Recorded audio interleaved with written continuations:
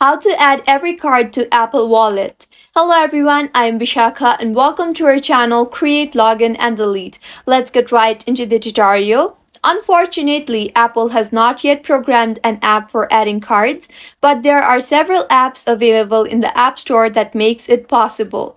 So go ahead and open your App Store and search for Pass for Wallet. Tap on the app and install it further. However, if you cannot find this app for some reason, there are various other alternatives too, which can be easily downloaded from the App Store.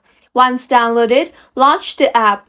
Now you can see several card categories here, such as your store card, COVID passport, coupon, ticket, personal, etc. Go ahead and tap on any of the option and fill in the details, and with this you will be able to add your card easily. For instance, if you want to add ticket, tap on ticket and firstly enter the name. Now scan the barcode. If you do not want to scan the barcode, you can also tap on select from photos and upload barcode from the photos, or you can also scan PDF document. Enter the ticket number now and then enter the date and time, which is optional. You can also enter your place or seat.